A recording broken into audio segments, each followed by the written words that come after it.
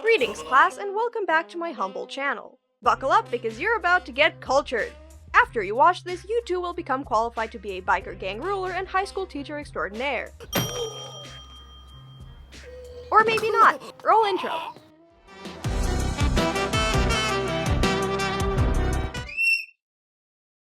Do you remember watching those inspirational teacher films? The kind they'd put on in school to get the class to shut the hell up for a second. Maybe you could come away with a few life lessons about the power of education. You've certainly seen a few in your life. Dead Poets Society, Lean on Me, To Sir with Love, School of Rock, and so many more. Thought about him for a second? Alright, good. Now, throw those memories into the trash because this is what the teacher of this video is like.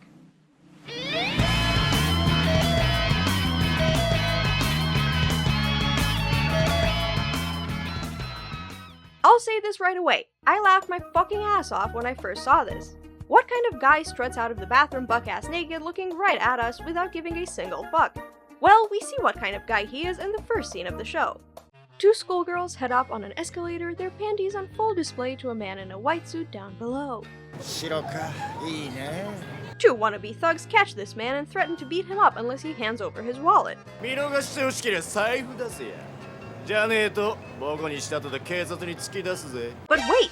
They're shit out of luck, because this man proceeds to drive his fist into a pillow phone and pull out a fistful of cords.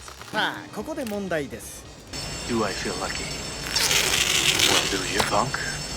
Then beats the shit out of these two assholes and takes their money. This is our hero, everyone. Onizuka Eikichi, 22-year-old ex-biker gang leader, a black belt in karate and current bachelor, i.e. virgin. He's very single. His goal in life, to become the greatest teacher in the world. Unlike those two bastards, I had a very different introduction to the world of G.T.O. I was scrolling through a long list of anime to watch one spring day in the mood for something light and funny. One of the recommended titles was G.T.O. The description was certainly something, but upon seeing that the series ran for 43 episodes and the first episode's length was nearly 1 hour, I told myself, I'll get back to it. Several months later. So summer comes along and I have fuck all to do besides mope that I have no friends to do something fun with and watch more anime. So I looked back at GTO, but I was still on the fence about it. My partner though did some convincing to make me actually watch the damn thing, so I eventually agreed to give it a shot. Anything for you, honey. I wasn't expecting much though, and I was ready to drop it like a hot potato in the first episode if it didn't measure up. 3.5 hours later.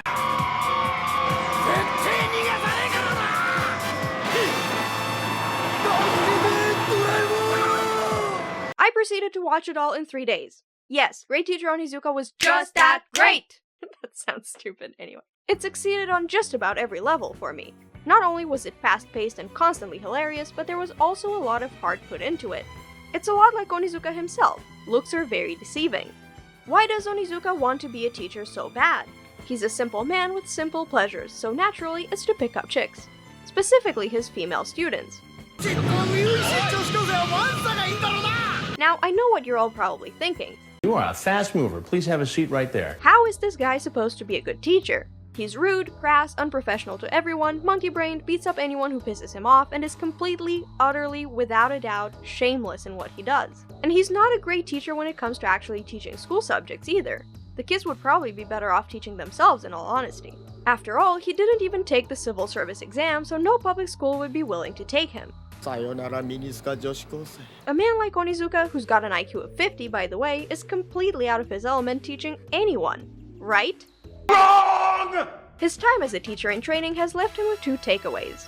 First, he does have a conscience. Do not diddle kids, it's no good diddling kids. And second, he does have a sense of morality. So that means while he'll ogle some of his more attractive students, he won't try and pick them up.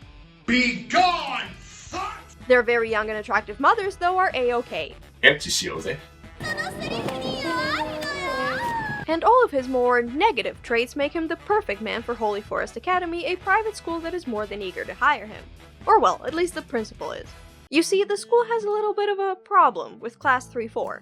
The students in that class absolutely despise teachers, so much so that every single homeroom teacher they've had has been driven out. One is dead, one has suffered a nervous breakdown, and the other joined a cult. I got Tiny to eat a shit sandwich. All very promising outcomes, I know.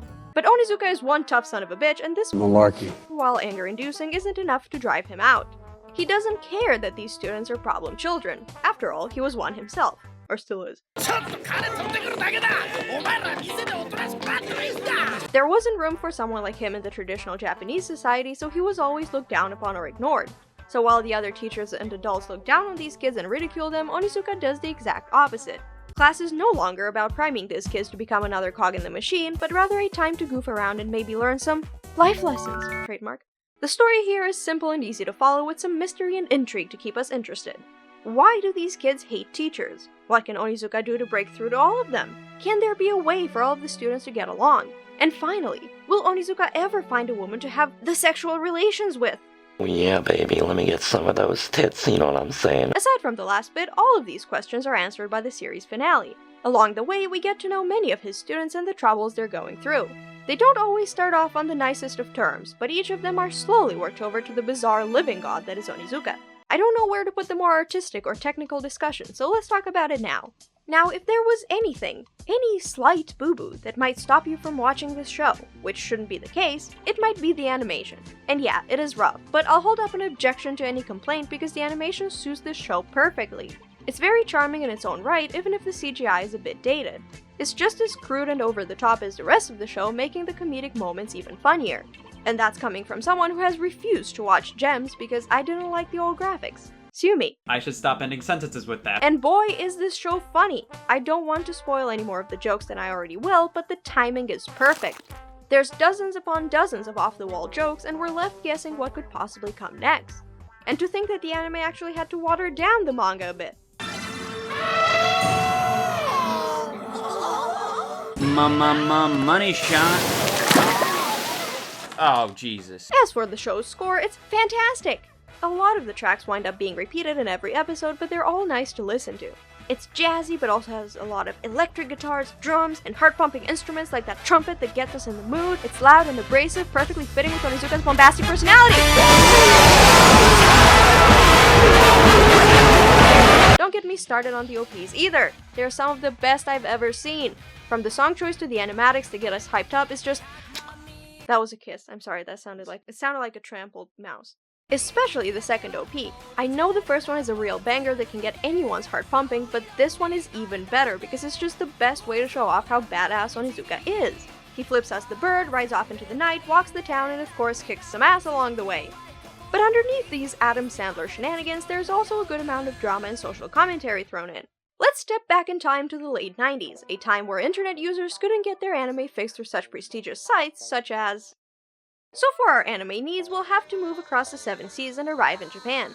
GTO's creator, Toru Fujisawa, has been working as a professional mangaka for a few years. He's had some decent success, but isn't quite in the big leagues yet. But then, he decides to look back at one of his earlier works, Shonan Junai Gumi, and continue the story of his protagonist Onizuka. And it wouldn't just be a simple follow-up where Onizuka gets into more shenanigans. No, it would actually be a bit more personal this time around. Not autobiographical per se, but he would look back upon his own youth and the education system in the country at the time and during his own days in junior high. You see, as a student, Fujisawa didn't like school. Wow, shocker, right? But his life changed when he got a new math teacher who was very enthusiastic about their work and even encouraged Fujisawa to get interested in math and strive to do better in class. Following this, Fujisawa decided to leave his home in Hokkaido and head to Tokyo to pursue his dream of working in the manga industry, all at the age of 17. That takes some guts, especially when you're broke. Not to mention that his parents scolded him for even considering such a career. He should do something that was more traditional and acceptable. Like, why don't you become a lawyer? But none of that stopped him. Now, what about the whole education system bit? Well, many are aware the schools in Japan are a bit notorious for how they treat their students. From his own experience in high school, Fujisawa felt that teachers gave me the impression that they were just office workers, so-called salarymen. The salaryman mentality of not wanting to get hurt, their performance record, that's what Onizuka objects to. Japanese students are also faced with an enormous amount of pressure to succeed academically at all costs. Whether it's from their parents, teachers, peers, or society itself, there's little room for a student to breathe, especially when a single mistake can lead to lifelong consequences. It's not too surprising, sadly, to hear that this type of schooling can really scar someone for life. Bullying, cheating, suicide, and psychological harm have all been well-documented consequences of this feudalistic style of teaching, as Fujisawa put it. All of these aspects are what make Onizuka, someone who absolutely despises the school system, such a powerful source of change in his students' lives. Let's take a closer look at Onizuka for a moment. Now, not that close. Yeah, that's what I wanted to see. He looks like a foreigner, doesn't he? Well, although Fujisawa didn't intend for him to look American, he did model him on the so-called Yankee punks one would see on the streets. I'm a sucker for it, by the way. Onizuka's an outsider, and because of that, he's the one person who is unlikely to fall victim to the petty and ineffective bureaucracy his superiors have been swept away in. Onizuka is still a delinquent, deep down inside. He loves women, video games, motorcycles, and booze, and constantly gives way to his id. Panda! 俺胸が足らなくなるツボ知ってるんだ。全然足りないツボはどこかな These would all make him seem like a bad guy, but Onizuka is a man with a good heart deep inside, and he knows what's right and what's wrong when it comes down to the wire. He might act tough, but that's because he's shy and lacks confidence. And what he lacks in politeness or intelligence, he makes up for in sheer guts and ambition. In a situation where you'd feel restrained in speaking your mind, Onizuka is the voice in your head telling you to say "fuck you" to your boss. His casualness and blunt honesty make the administration want to straighten him out, if not outright fire him, but also makes him easy to connect to from a student's point of view. If you're a student who's under a lot of stress from just about everything around you, why should you feel the need to open up? But if you were to have Onizuka as your teacher, that might be an enormous relief for you. He doesn't pretend to be someone he's not. You know he's perverted and highly irresponsible, but you might just be a hair more willing to let your guard down and talk to him about your troubles. Not to mention, he's willing to do anything for the students. Not just the good ones or the ones he'd want to give some extracurricular lessons, if you know what I mean. No, it includes the students who really don't deserve this kind of help. But that doesn't mean he'll let those juvies walk all over him. Yo! Pranked, baby! Got him! Bet you didn't see that one coming, huh? No. If you cross the line, he won't hesitate to pay you back for what you've done to him tenfold. 心配すんな。殺しはしねえよ。まだ股先と火炙りとサンドバッグ地獄が残ってんだからよ。And you really don't want to do that unless you're ready to have nightmares for the rest of your life. てめえら俺が先行にならなかったらてめえらのせいだからな生き地獄見せてやるから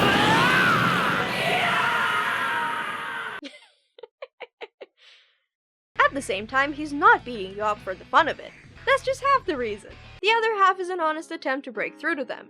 Break down the ever-present barrier between teacher and student. 人間所詮はただの人と人よ。けどな、どっちかが甘ったれたらそんな関係は成り立たねえんだ。てめえのケツはてめえで拭く。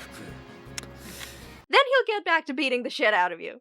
よし、それじゃあ続きいくか。俺に俺はまだ教師でもねえしよ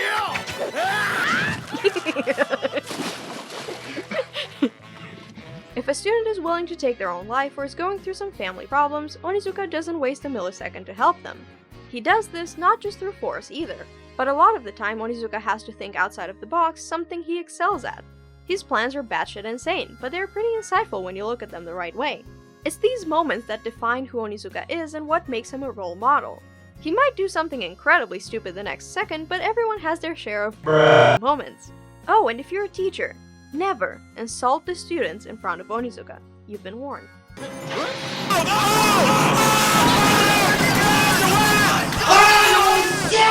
As we see Onizuka grow just a little over the course of the 43 episodes, we marvel in the audacity and stupidity of this man and even grow to respect him. Might depend on your definition of respect though. But that doesn't mean the teachers don't get a moment or two in the spotlight. There are plenty who are pretty damn sleazy and devious, far worse than anything Onizuka could do, but others are a bit more sympathetic.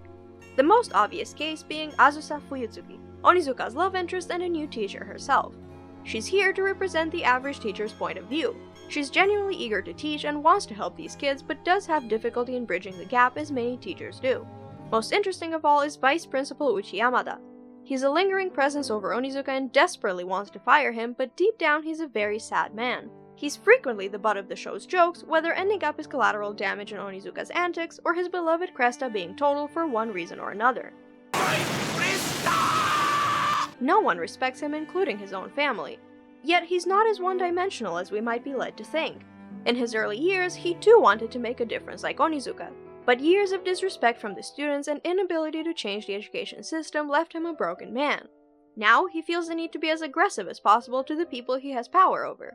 But even he slowly realizes that while Onizuka is an idiot, he isn't as bad of a guy as he thinks he is. Now, if you couldn't tell already, Great Teacher Onizuka was a bit of a success. The manga has sold well over 50 million copies, won several awards, and spawned numerous sequels and adaptations. Fujisawa regularly receives fan mail from teenagers and young adults on how they've grown from the series and their wish that they had a teacher just like Onizuka. Its success was not just seen in Japan, but around the world too. Problems in the education system exist everywhere.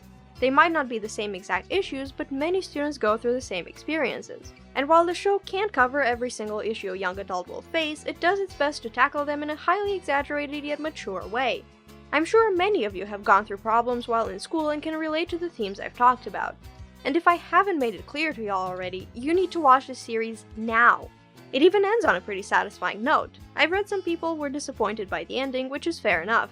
The anime concluded before the manga did, so the studio had to rush things, but I don't think it stumbles as much as others do.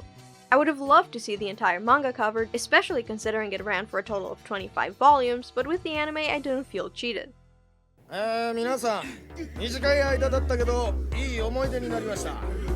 これから俺は日本一ビッグでグレートな教師目指して頑張りたいと思います。ありがとう。うおー、最高です。最高っすよ、鬼塚先生。It may be impossible, or even illegal, to be just like Onizuka, but let's all remember the most important lesson he left us with. Give a kid a smoke and he'll be happy for a day. Teach him how to smoke and he'll be happy for a whole shortened lifespan. So don't lose faith. Become like him. Fuck the system. See you next time.